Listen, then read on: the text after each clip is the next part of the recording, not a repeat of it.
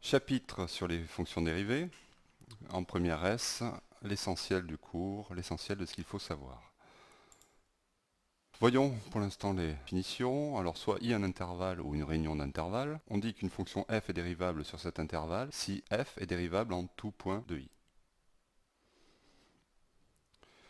Donc si on utilise la définition de la dérivabilité en un point, pour montrer qu'une fonction est dérivable sur un intervalle, il faudrait étudier la dérivabilité avec la limite du taux d'accroissement pour chacun des points de l'intervalle. Et comme il y en a une infinité, c'est impossible. Sauf pour les fonctions de référence, où là on pourra déterminer la dérivabilité et la dérivée assez facilement. Et pour contourner cette difficulté, dans le cas général, on utilisera des propriétés qui nous permettront de conclure. On verra ça dans la suite. Donc f est dérivable sur i, on appelle la fonction dérivée, notée f'.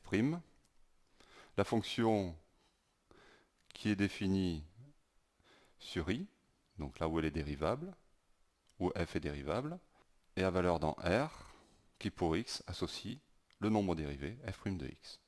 Pour tout x de i, associe le nombre dérivé f' de x. Maintenant, les nombres dérivés d'une fonction de référence, qui vont nous amener justement à la fonction dérivée d'une fonction de référence. Exemple, la fonction carré. Si on dérive donc en 3, le taux d'accroissement en 3, c'est ceci, avec le taux d'accroissement défini avec h, on obtient, si on fait le calcul, 2 fois 3 plus h. On retrouve le 3 ici. Donc lorsqu'on prend la limite, ici, en fait c'est une fonction affine dont la variable est h. Lorsqu'on h tend vers 0, c'est en fait 2 fois 3, 6 plus 0, c'est-à-dire 6.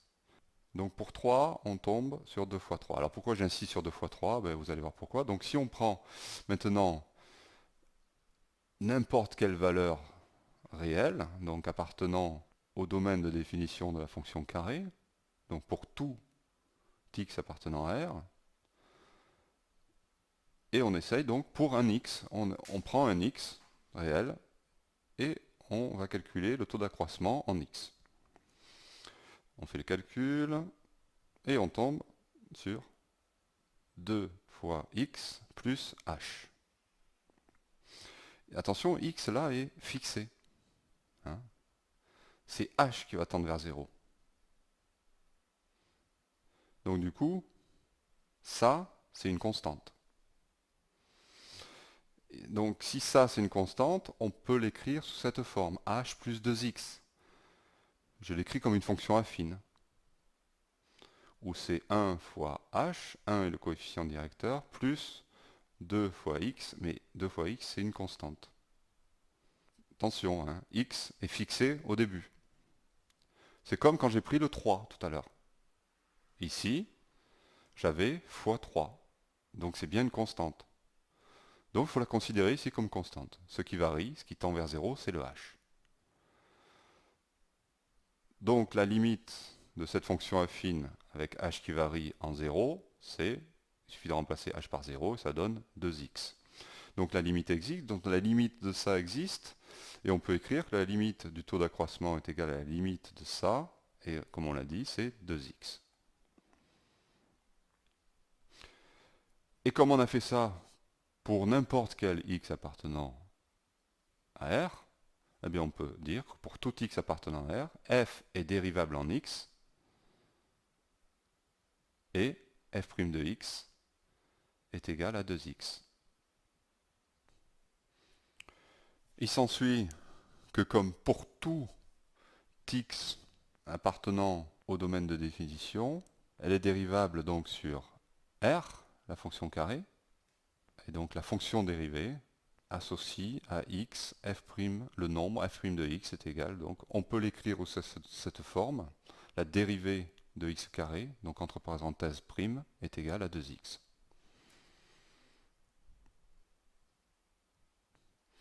Ainsi, donc on a montré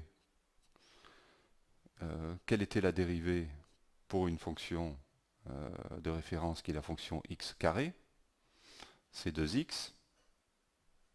On retrouve ici la fonction de référence x carré dans cette ligne, parce que là on a le tableau de l'ensemble des dérivées de fonctions de référence qu'il faut connaître. Donc là on a ceci.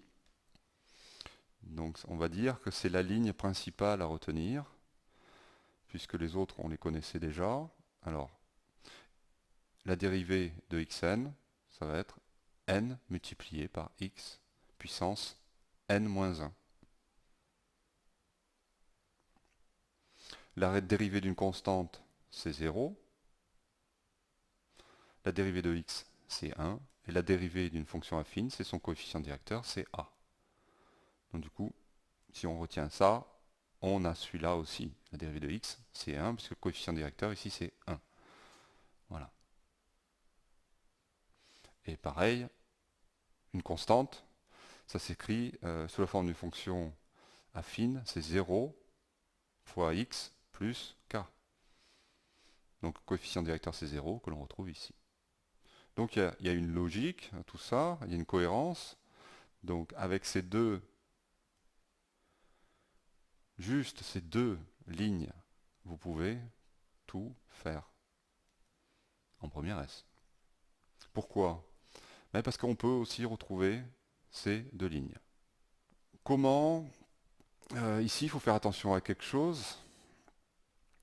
C'est que le domaine de définition de 1 sur x, c'est R étoile. Et c'est dérivable sur R étoile aussi, donc sur son domaine de définition.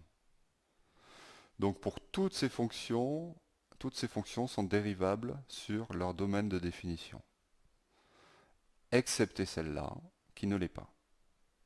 En effet, le domaine de définition de la fonction racine de x, c'est R+, c'est supérieur ou égal à 0, alors qu'elle est dérivable en tout point de son domaine de définition, excepté le 0. Donc elle n'est pas dérivable en 0. Alors pourquoi elle n'est pas dérivable en 0? Quand on regarde la forme, si on retient le nombre dérivé, la forme du nombre dérivé, on voit bien que si on a 0 ici, on ne peut pas l'écrire.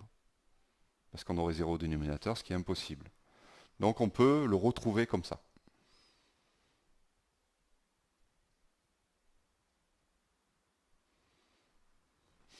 Donc ici, résumé de ce que j'ai dit, 1 sur x est défini sur R étoile. Donc elle est dérivable sur la réunion d'intervalles moins l'infini 0, union 0 plus l'infini. Donc réunion c'est où. Donc là-dedans, attention, 1 sur x, il faut faire attention, n'est pas définie en 0, alors elle n'est pas dérivable en 0. Ça c'est quelque chose d'important. Une fonction qui n'est pas définie en un point, eh bien forcément elle ne peut pas être dérivable. Il faut au moins qu'elle soit définie en ce point, pour qu'elle soit dérivable en ce point. Pour la fonction racine de x, elle est définie sur R+. La fonction racine de x est dérivable sur R privé de 0, c'est-à-dire sur 0 ouvert plus l'infini. La racine de x est donc définie en 0. Donc là, c'est différent du cas de tout à l'heure. Là, elle est définie en 0, mais elle n'est pas dérivable. Donc voilà l'exception qu'il faut retenir. C'est la seule fonction qui n'est pas dérivable sur tout son domaine de définition.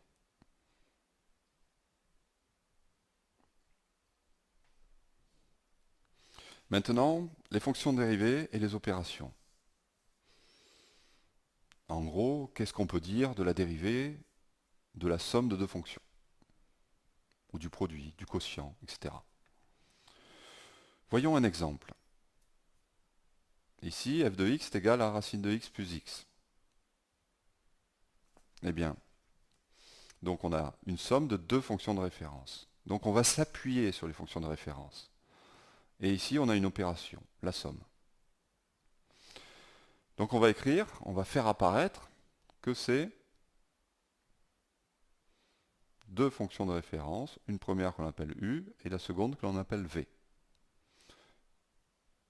Ici, on écrit à quoi est égal u et quoi est égal v. On précise l'idée. Là, on a écrit que c'était une somme, et là, on dit que u est racine de x, et v est x.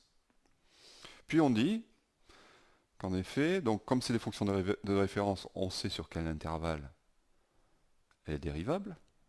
Elle est dérivable sur 0 exclu plus l'infini, avec sa dérivée qui est égale à 1 sur 2 racines de x.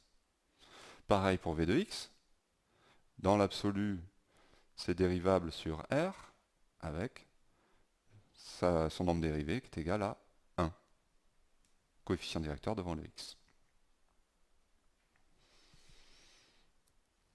Alors, qu'est-ce qu'on va conclure grâce au théorème que l'on va voir sur les opérations? Et on va pouvoir conclure que f est dérivable, donc là où u et v sont dérivables. Il faut les deux.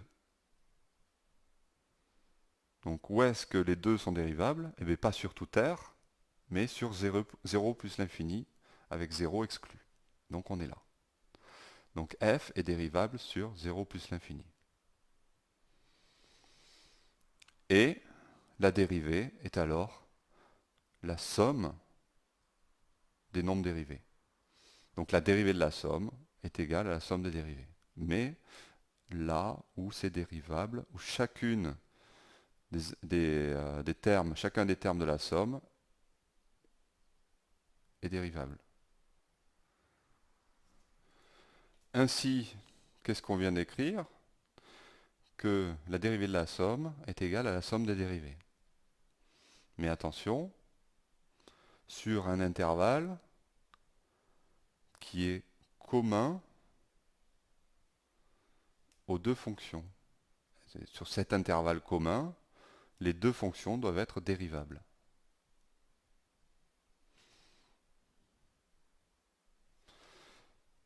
Et ainsi, il suffit d'écrire, donc la dérivée de u', c'est 1 sur 2 racine de x, plus la dérivée de v' qui est 1.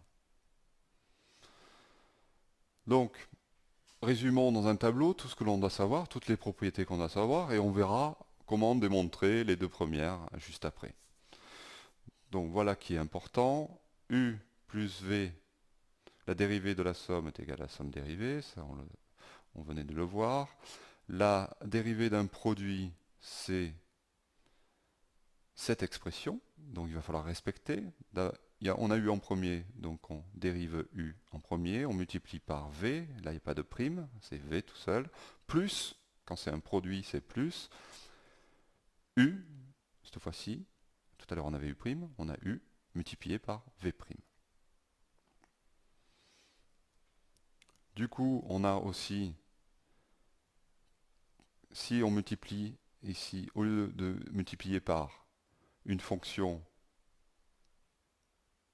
qui varie, donc qui est fonction d'une variable x, on multiplie par une constante, on a le résultat suivant. La dérivée d'une fonction multipliée par une constante, c'est la constante multipliée par la fonction dérivée.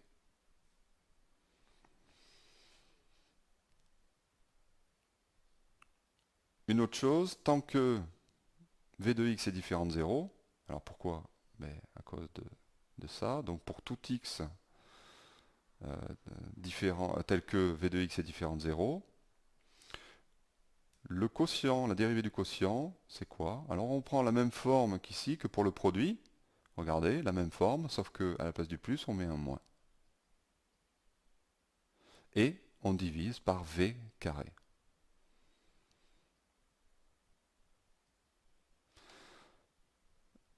Et ainsi, donc la dérivée de l'inverse d'une fonction, ça va être moins v' sur v carré.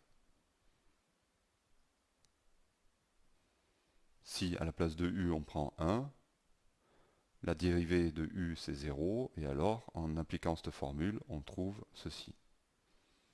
Pareil, si à la place de u on prend k, la dérivée de u c'est alors 0, puisque k est une constante, et en appliquant cette formule, eh bien, il ne reste plus que ce côté, donc on a kv'. Voilà, ce tableau résume donc toutes les opérations sur les fonctions dérivées qu'il faut connaître.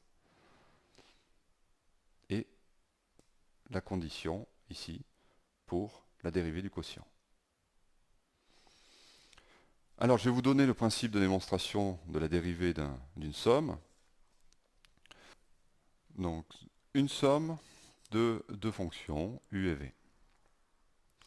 Calculons le taux d'accroissement en x. Donc, c'est u plus v en x plus h, moins u plus v en x sur h.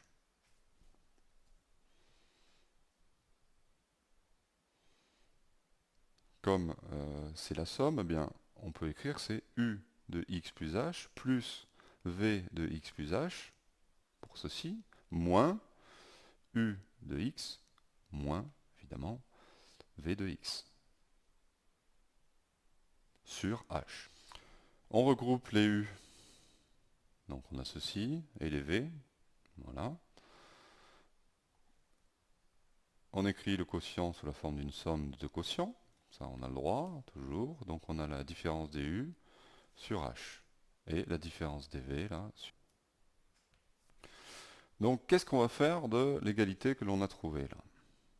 Si on considère que les deux fonctions u et v sont dérivables en x, ou que x appartient à un intervalle où les deux fonctions u et v sont dérivables. Alors ici, on a l'expression du taux d'accroissement de u en h, en x, où c'est dérivable. Donc la limite de ça, c'est égal au nombre dérivé u' de x. De même ici pour v, c'est égal à v' de x.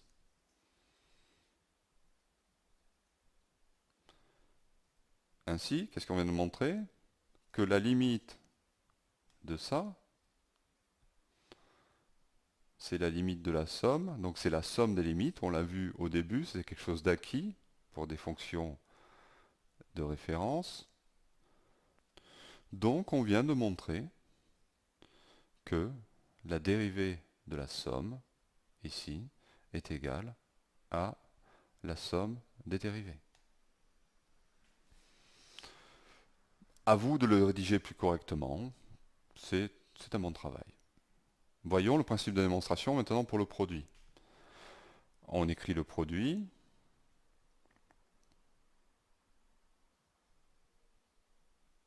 Donc le produit, la fonction produit, ici, sur h, et donc en fait c'est u de x plus h multiplié par v de x plus h, et moins u de x fois v de x. Là, il y a une astuce. Qu'est-ce que l'on va faire? On va faire apparaître ce terme et l'enlever. Donc les deux s'éliminent en fait. Bien. Grâce à celui-là, on va pouvoir mettre v de x plus h en facteur et on obtient ceci. Là, qu'est-ce qu'on met en facteur? U de x. Et on obtient ceci. Le tout sur h. Donc, ce quotient peut s'écrire aussi de cette façon.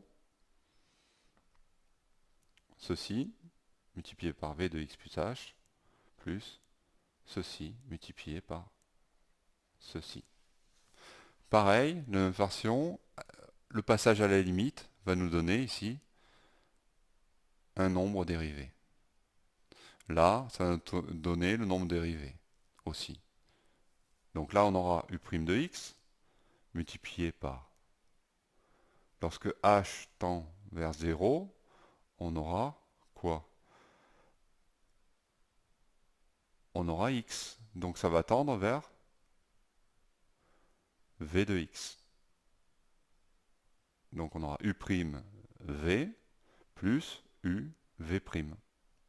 Voilà l'idée. Alors cette démonstration n'est pas du tout rigoureuse, évidemment. C'est juste pour vous donner une idée de la démonstration. Mais il y a tous les éléments, tout ce que j'ai dit, il y a tous les éléments pour la faire. Une application aux fonctions polynômes. Donc une fonction polynôme, c'est quoi? C'est une somme de termes qu'on appelle des monômes, où il y a un coefficient que l'on va appeler a indice n, multiplié par x puissance n. Une somme donc de monômes comme ça qui sont définis sur R et dérivables sur R. Encore une fois, encore donc des fonctions qui sont dérivables sur leur domaine de définition. Encore une fois, il n'y a que le racine de x qui ne l'est pas. La dérivée de ça, mais comme ici c'est une constante, on la sort, donc c'est la constante multipliée par la dérivée de xn, et on connaît la dérivée de x puissance n, c'est n multiplié par x puissance n-1. Ainsi, qu'est-ce qu'on peut conclure? Qu'une fonction polynôme est dérivable sur R, parce que c'est la somme de fonctions dérivables, et sa dérivée est la somme des dérivées des monômes qui la composent. Voilà. C'est comme ça qu'on va dériver donc une fonction polynôme. Sur un exemple, soit la fonction polynôme p de x qui est 2 fois x au cube plus 5x, donc elle est composée de deux monômes qui sont 2x cube plus 5x. P est une fonction dérivable sur R et de dérivée p' de x est égal. Et on peut donc l'écrire de cette façon, on l'a vu, la somme des dérivées donc, de chaque monôme, donc dérivée de 2x cube plus dérivée de 5x.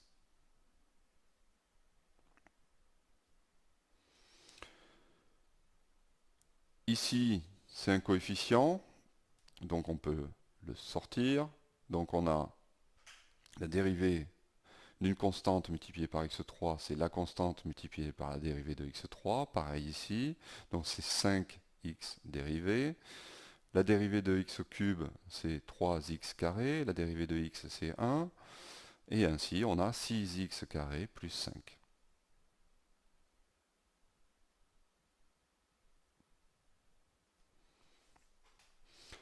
Quel est le lien entre les signes de f' et les variations de la fonction?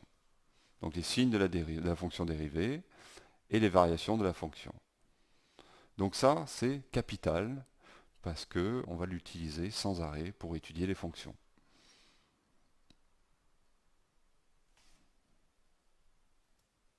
Dans ce tableau, tout est résumé. Si quand la dérivée est positive, alors la fonction est croissante. L'intervalle sur lequel la dérivée est positive, alors la fonction est croissante. L'intervalle sur lequel la fonction dérivée est négative, la fonction est décroissante. Voilà, c'est tout simple. Parlons d'extrémum local d'une fonction. Imaginons ici donc une courbe. Donc c'est la courbe représentative d'une fonction. Eh bien, on a ici des maximums locaux. Dès que la courbe croît puis décroît, on a un maximum. Croît, décroît. On a aussi un minimum locaux. Décroît, croît. Décroît, croît. Ici, voilà, minimum local. Donc on a un minimum, un maximum local lorsque l'on a ceci. Ce qui correspond au niveau des dérivés, du nombre dérivé, plus, moins, et qui passe par 0. Ici, donc moins 0 plus. Moins 0 plus pour le minimum local. Donc il faut retenir cette histoire de courbe. Maintenant, le maximum d'une fonction. On ne parle plus de maximum local, mais de maximum. Donc on regarde les maximums locaux. Il y en a un là. Mais il peut y avoir aussi une borne de l'intervalle. Les deux bornes de l'intervalle, c'est celle-là la plus grande. Donc si il va falloir comparer ces deux maximums locaux ensemble. Donc celui-là est plus grand, c'est sûr, mais il va falloir comparer aussi avec une borne de l'intervalle. Bon, ça va, celui-là a l'air plus grand que celui-là. Donc ça sera celui-là le maximum de la fonction sur cet intervalle.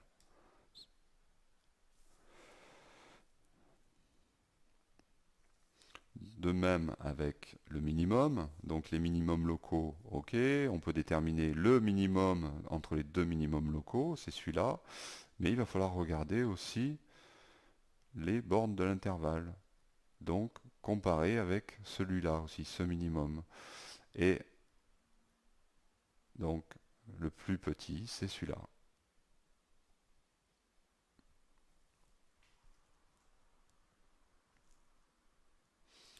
Donc ici, on a tous les extrémums d'une fonction. Donc en A, les bornes sont des extrémums. En B, c'est un maximum local et un maximum sur tout le domaine de définition de la fonction. Et le maximum, en B, il a pour valeur l'image de B par la fonction. Le minimum, en C, minimum, on va dire global, donc sur tout l'intervalle de définition de la fonction, lui a pour image f de c, puisque ça appartient, ce point appartient à la fonction, à la courbe de la fonction. C'est l'image de c par f. En D, donc ça c'est un maximum local, un minimum local, et ici, encore un maximum local.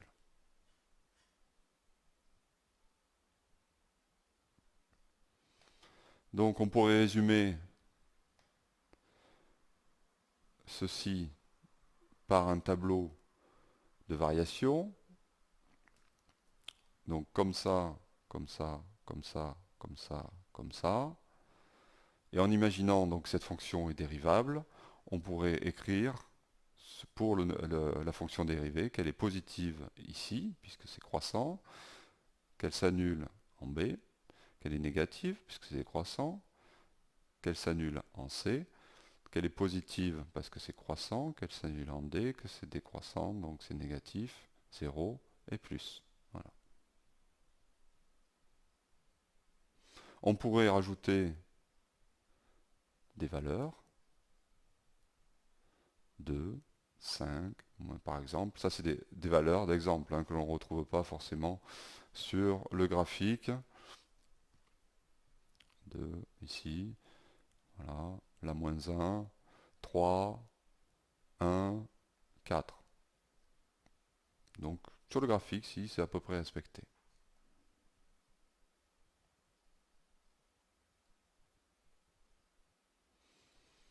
Et donc, on a cette histoire. Si on avait seulement le tableau de variation, on pourrait aussi déterminer les maximums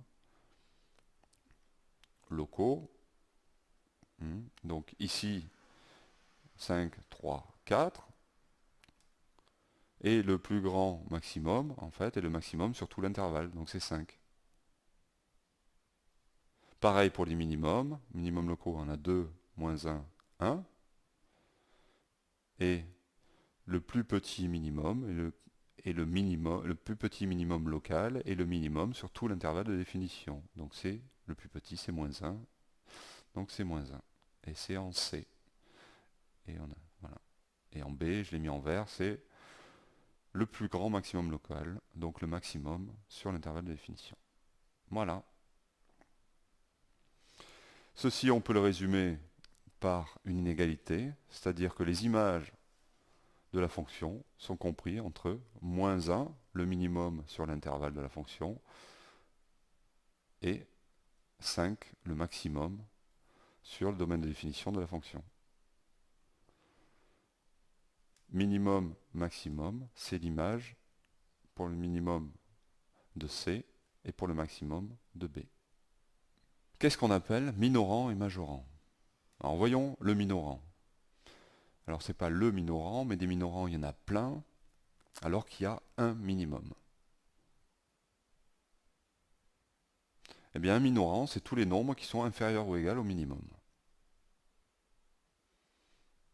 Par exemple, moins 5, ça pourrait être moins 10, moins 2, etc. Donc inférieur ou égal au minimum. Qu'est-ce qu'on appelle un majorant? C'est n'importe quel nombre qui est supérieur ou égal au maximum. Ici, j'ai pris 7. J'aurais pu prendre 6. J'aurais pu prendre 5,1. J'aurais pu prendre 5, c'est un majorant aussi. C'est un maximum, mais c'est aussi un majorant. 11, 100, 10 000, voilà. Tous ces nombres sont des majorants. Mais il n'y a qu'un seul maximum, c'est 5. Parmi les majorants, il n'y a qu'un seul nombre qui est l'image par f d'un nombre. De même, parmi les minorants, il n'y a qu'un seul nombre qui est l'image par f d'un nombre, c'est le minimum.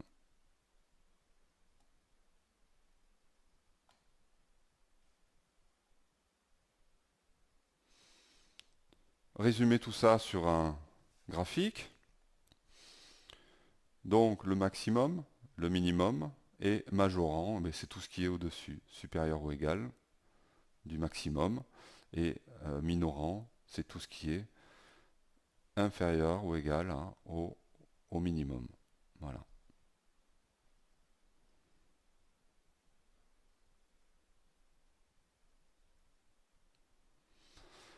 Les équations de type f de x égale 0.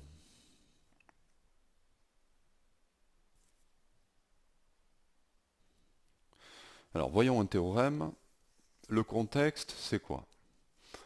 C'est f est une fonction dérivable et strictement monotone sur un intervalle. Strictement monotone, ça veut dire qu'elle est strictement croissante ou strictement décroissante, mais pas les deux. Strictement croissante ou strictement décroissante. Sur un intervalle a, b fermé, c'est-à-dire a et b sont des valeurs finies, sont des nombres finis. Moins 2, 5, moins 2, 2, moins 2, 0, 0, 10, mais pas 0 plus l'infini, ni moins l'infini, 0. Voilà. Si f de a et f de b, les images de a et de b sont de signes contraires, alors on peut dire que f de x a une solution unique dans l'intervalle AB. Imaginons une fonction ici, comme ça, qui ne coupe pas l'axe des x. Donc on voit bien, hop, ça saute et ça va là. Pam. On a les images de A, ici l'image de A négative, l'image de B positive, et pourtant, la courbe ne coupe pas l'axe des x. Ça veut dire qu'il n'y a aucune valeur telle que l'image est nulle. Donc, il y a quelque chose, ça ne marche pas. Mais on a une condition ici, on a dit dérivable.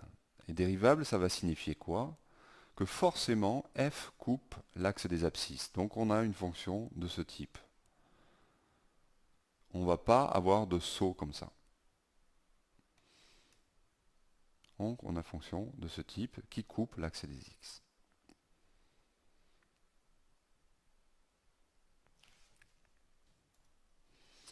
Donc ici, on a bien l'image de A qui est négative, l'image de B qui est positive.